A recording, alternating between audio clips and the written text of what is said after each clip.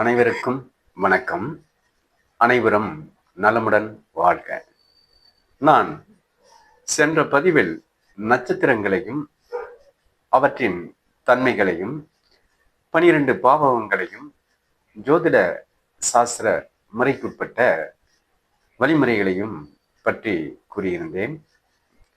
இந்த பதிவில் ஜோதிடம் என்பது வானவியல் சாஸ்திரப்படி முழுக்க விஞ்ஞான பூர்வமானது என்பதும் நவகோள்களின் அடிப்படையில் 12 பாவங்களில் அழைக்கப்பட்டு பலன் பிரிக்கப்படுகின்றது என்பதையும் நாம் முற்றிலும் அறிந்த உண்மையே. மானிட வர்க்க ஜனனத்தில் ஒரு ஆண் பெண் ஜனனம் எடுக்கின்ற பொழுது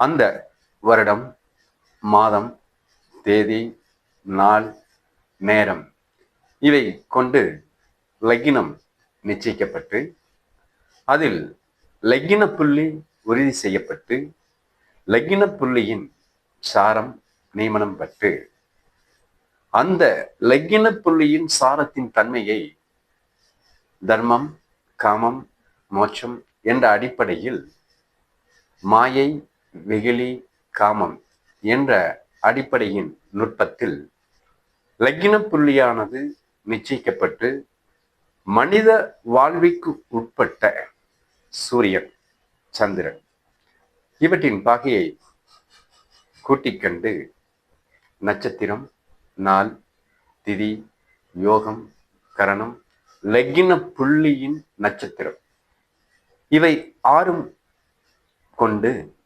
மனித வாழ்விற்குட்பட்ட தொழில் ரீதியான முறையில் வாழ்வாதாரத்துக்கு தேடும் தனம் இவற்றினுடைய அடிப்படையையும் குடும்பம், திருமணம், வாரிசு, இருப்பிடம் இவற்றின் முக்கியத்துவம் கொண்டு ஒரு ஜோதிட விதிப்படி மனித வாழ்விற்கு பலன்கள் சொல்லப்படுவது என்பது முற்றிலும் அறிந்ததே.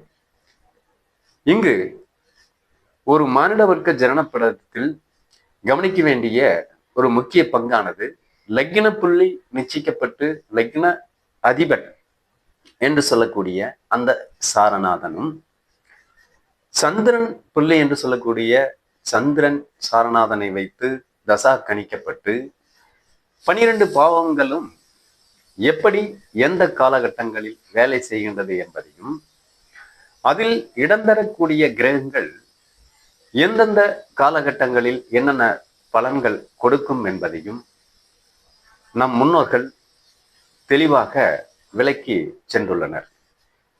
இதில் மனித வாழ்வுக்கு அதி முக்கிய பங்காக குடும்பம், அந்த குடும்பத்தை வழிநடத்த முக்கிய பங்கு தொழில், அடுத்து திருமணம், அடுத்து வாரிசு, அடுத்து இருப்பிடம் இவற்றினுடைய தன்மைகள் ஒரு மனித வாழ்விற்கு எந்த அளவுக்கு பலாபலன்களை கொடுக்கின்றது என்பதை உறுதி செய்வதே ஜோதிட சாஸ்திரத்தினுடைய முழு பங்கு என்பதையும் இதன் மூலம் அறிவிக்கின்றேன்.